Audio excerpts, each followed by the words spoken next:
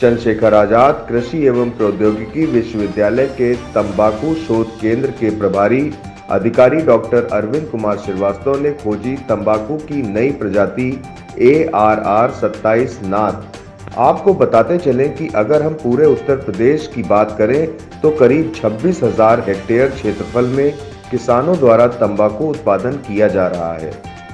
इसमें मुख्य रूप से कन्नौज, एटा, कायमगंज, मैनपुरी, अलीगढ़, बहराइच, बाराबंकी तंबाकू खपत का सबसे बड़ा केंद्र है।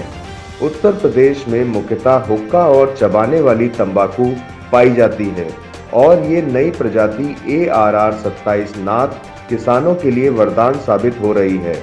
ये नई किस्म हुक्का प्रजाति की तंबाकू की किस्म है और ये बड़े बड़े पत्तों में पाई जाती है और इस प्रजाति के पत्तों में भरपूर बेंस नसें पाई जाती हैं।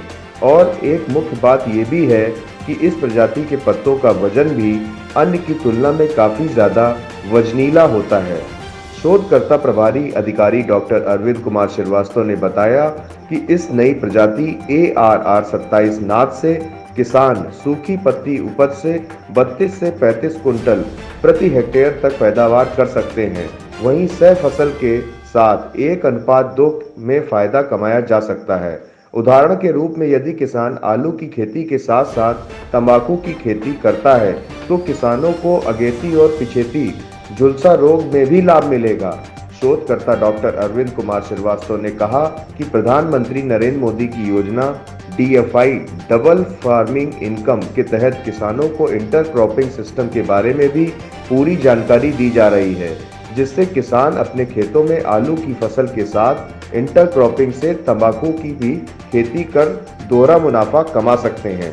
इस विषय पर न्यूज़ ऑफ भारत के संवाददाता से हुई विशेष वार्ता में तंबाकू शोध केंद्र के प्रभारी अधिकारी डॉक्टर अरविंद कुमार श्रीवास्तव ने अवगत कराया। सर, जैसा कि अगर हम टोबैको फार्मिंग की बात करते हैं तो ये बहुत ही पुरानी फार्मिंग है, लेकिन सर हम ये जानना चाहेंगे कि आज के डेट में किसान जैसे कि हर तरीके की खेती में कुछ नए टेक्निक्स का यूज़ करके ज़्यादा से ज़्यादा मुनाफा कमाने के लिए अग्रसर हैं। उसी क्रम में सर अगर हम टोबैको फार्मिंग की बात करते हैं सर, इस विषय पे मैं जानना ये चाहूँगा कि कैसे किसान टोबैको फार्मिंग करके ज़्यादा मुनाफा कमा सकता है। पहले तो आप ये समझिए कि जो हमारा टोबैको का सेंटर है ये जी, तंबाकू अनुसंधान केंद्र आईसीआर द्वारा पोषित योजना है जी जी, और स्पेशली उत्तर प्रदेश में बहुत पुराना सेंटर है जी। उत्तर प्रदेश में जो हमारी किसान जो हमारे किसान भाई तंबाकू का उत्पादन कर रहे थे, इसमें तंबाकू का जो एरिया उत्तर प्रदेश में है वो 26,000 हेक्टेयर के लगभग है जी। काफ़ी अच्छा हेक्टेयर एरिया है और मोस्टली ये कन्नौज, एटा, कायमगंज, गोसाईगंज, मैनपुरी, अलीगढ़, बहराइच, बाराबंकी इन क्षेत्रों में सबसे ज़्यादा ये तंबाकू खाई जाती है। उत्तर प्रदेश में जो मुख्य तंबाकू है वो हमारी हुक्का और चबाने वाली तंबाकू है। हमारे यहाँ कोई विशेष प्रजातियाँ नहीं थी तो किसान अपनी लोकल वैरायटी के द्वारा इसको कल्टीवेट कर रहा था, उगा रहा था।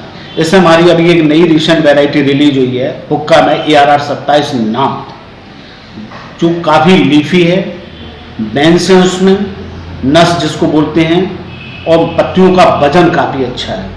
क्योंकि एज ए सोल क्रॉप, मुख्य क्रॉप के रूप में किसान इसको उगा रहा था, उसके पास सही तकनीक नहीं थी। हमारे सेंटर की स्थापना के बाद उनके प्रचार प्रसार टेक्निक्स के बाद किसानों में एक अवेयरनेस आई, जागरूकता आई, उन्होंने साइंटिफिक कल्टीवेशन करना शुरू किया। किसानों के खेतों पर भ्रमण हुए, हमारी प्रथम पंक्ति प्रदर्शन भी लगे हुए हैं। ये वैरायटी जो अभी ARR27 हमारी आईसीआर के द्वारा जो आइडेंटिफाई हुई है उसमें निकोटीन, तंबाकू का जो मेन कॉन्स्टिट्यूट है वो निकोटीन है। मेडिसिनल यूजेस में ये इसका काफ़ी यूज है, ये 6 से 6.5-8% तक इसमें निकोटीन है। इसमें 42 फाइटोकेमिकल्स हैं। उन फाइटोकेमिकल्स का हम यूज करते हैं हर्बी और पेस्टिसाइड कंट्रोल में। जो इंसेक्ट पेस्ट कंट्रोल है, गवर्नमेंट हमारी भारत सरकार का ये योजना है कि कम से कम हम इंसेक्टिसाइड्स का उपयोग करें, क्योंकि जितना हम इंसेक्टिसाइड और पेस्टिसाइड का यूज करते हैं वो रिसाइकिल होकर कहीं ना कहीं ह्यूमन लिविंग्स को, ह्यूमन लाइफ को कहीं ना कहीं डैमेज कर रहा है। क्योंकि हमारा हर्बल इंसेक्टिसाइड और पेस्टिसाइड्स है, ये ह्यूमन लिविंग को हमारे को डैमेज नहीं करेगा। और इसका मैंने प्रयोग किया है पल्सेस में, पॉड बोरर कंट्रोल में, काफ़ी अच्छे रिजल्ट्स आए हैं। अभी मैंने एक इंटरक्रॉपिंग किसान को, जो हमारे माननीय प्रधानमंत्री जी की योजना है DFI डबल फार्मिंग इनकम, तो जो हमारा वो आलू की बेल्ट है, तो मैंने अभी इसकी आलू की बेल्ट पर हमने इसकी इंटरक्रॉपिंग तम्बाकू के साथ की है, जिसमें हमारे माननीय निदेशक सीड राय राजमुंदरी के ICR के आयुक्त, तो उन्होंने काफ़ी उसको प्रोत्साहित किया, अप्रिशिएट भी किया है, और माननीय DG ICR तक इसकी इन्फॉर्मेशन भी गई है। क्या होता है कि जो आलू में अगेती और पिछेती झुलसा रोग है वो काफ़ी है, उसमें किसानों को काफ़ी नुकसान होता है। तो मैंने जो तम्बाकू की एक इंटरक्रॉपिंग लगाई है 1:2 के रेशियो में, एक हमारी लाइन होगी तम्बाकू की और 2 लाइन होंगी हमारी आलू की, क्योंकि इसका पत्ता बहुत बड़ा है।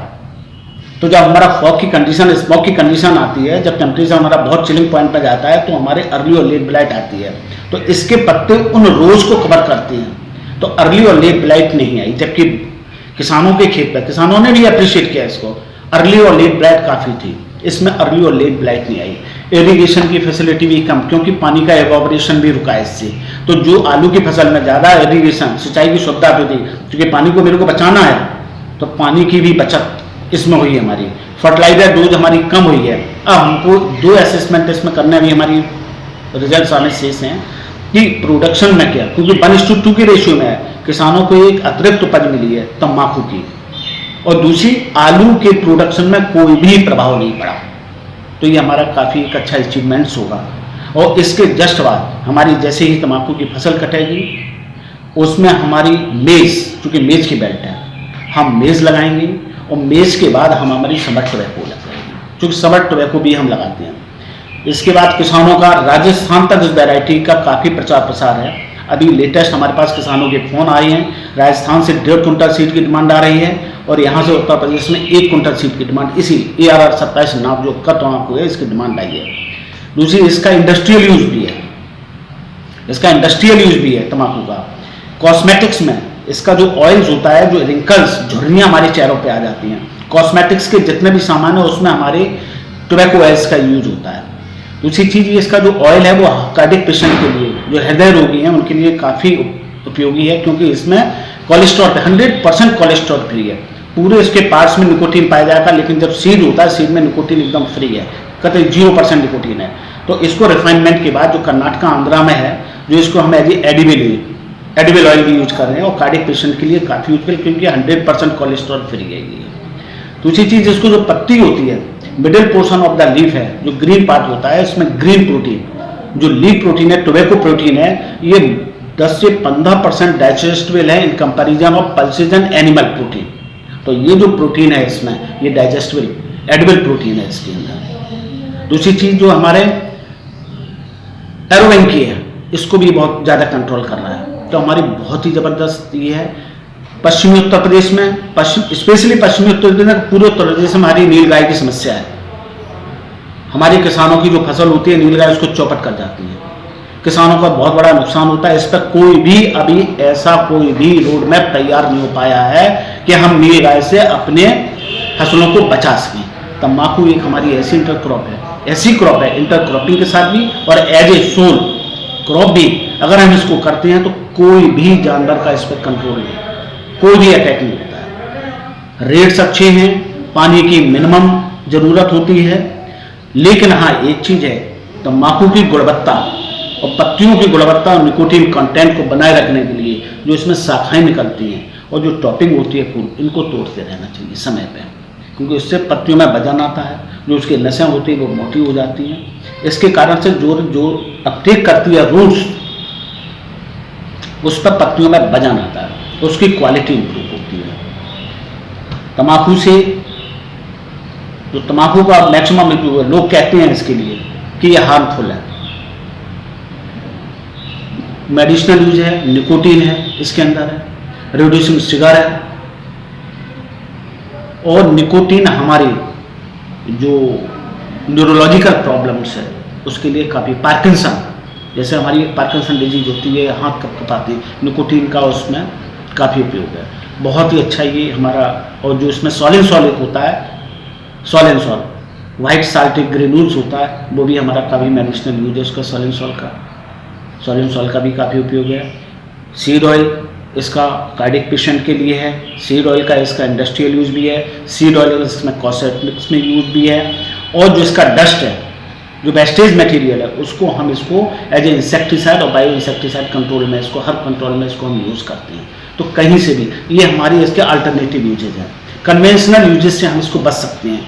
तम्बाकू पहले हम अपना खाने के लिए यूज करते थे, लेकिन अब इसके मल्टीपल यूजेज हैं, अल्टरनेटिव यूजेज। हम कन्वेंशनल यूजेज से, जो हमारे पुराने यूजेज से हम खाने में यूज करते हैं, अब इसको कन्वेंशनल यूजेज से हम हट सकते हैं। दूसरी चीज़ ये कि जो सल्फर डेफिशिएंट सॉइल्स हैं, उत्तर प्रदेश में कुछ हमारी भूमियाँ ऐसी हैं जो सल्फर से डेफिशिएंट करती हैं। जो इसका स्टॉक होता है, तना होता है, अगर हम इसको मल्च कर दें, इसको बर्न कर दें खेत के अंदर, तो हमारे 10 से 15% ये सल्फर को सप्लीमेंट करता है। ये भी हमारा बहुत बड़ा यूजफुल सेगमेंट्स है, क्योंकि हमको सल्फर की ज़रूरत नहीं है। जो हमारे तम्बाकू है उसके स्टॉक को, इसके तनों को हम खेत में ही मल्च कर देंगे। फर्टिलिटी लेवल को ये इम्प्रूव करेगा। चैनल के माध्यम से हमारे जो तम्बाकू उत्पादक किसान भाई हैं उनके लिए एक सुझाव है, अगर वो तम्बाकू की खेती करते हैं, तम्बाकू की खेती के साथ वो सह फसली खेती भी करें, क्योंकि उससे उनकी आय में वृद्धि होगी। एक अतिरिक्त फसल उत्पादन से भी उनको आय मिलेगी।